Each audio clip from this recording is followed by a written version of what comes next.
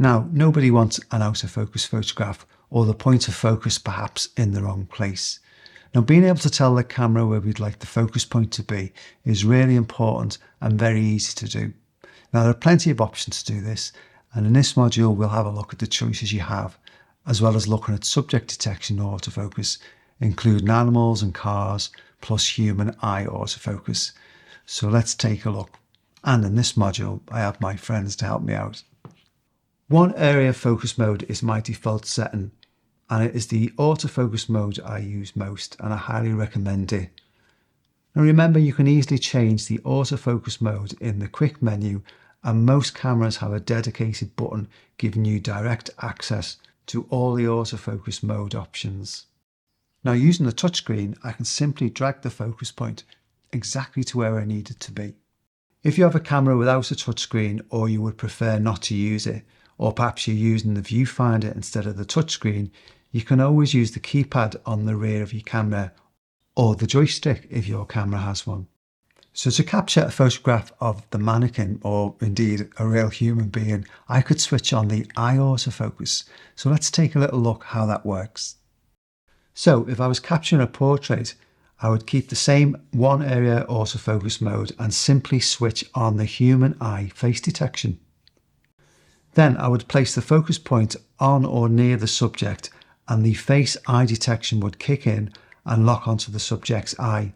It sticks really well even when the subject moves. So let's take a look at subject autofocus, and it will detect this car and this bird. So let's take a look at how that works. Now, of course, I could simply use the one area autofocus point again to shift focus between the car and the bird. That's fine, but what about using that automobile and animal detection? Let's take a little look how that works. So still using one point autofocus, I can switch on detect subject and select animal and choose body rather than head.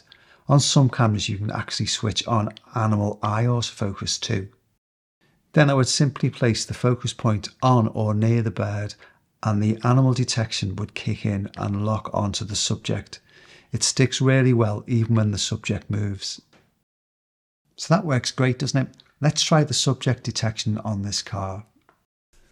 So I'll just simply change the subject detection to car, and then place the focus point on or near the car. And just like with the animal detection, the focus locks onto the subject and sticks really well, even when the car rolls forward. So let's try a bit of zone focusing with autofocus continuous. So here I'll choose zone focusing and put the focus mode into AFC, or autofocus continuous. Now when I half press the shutter release button and move the car forward, the focus will stick to the car, maintaining focus. And here I'll do the same on a Canon camera, in this case selecting servo, which as you know is the same as autofocus continuous. And as you can see, it tracks the car and continually focuses really well. So let's have a look at focus tracking. And focus tracking is great because we can put the focus point on a subject matter, and it can be anything. It could be a car, it could be a sports person, it could be an animal, and the focus will actually track the subject as it moves. So let's take a little look how that works then. So first I need to switch it on and make sure I also have continuous autofocus selected.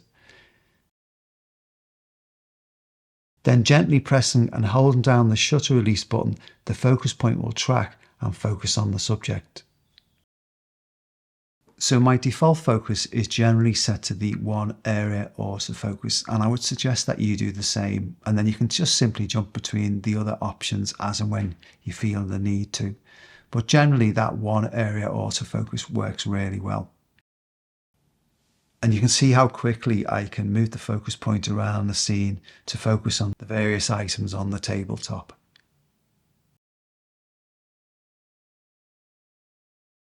And as I say, most cameras will have a dedicated button that you can press that will take you directly to your various options for autofocus.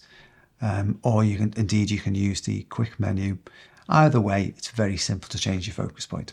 Okay, I'll catch up with you in the next module.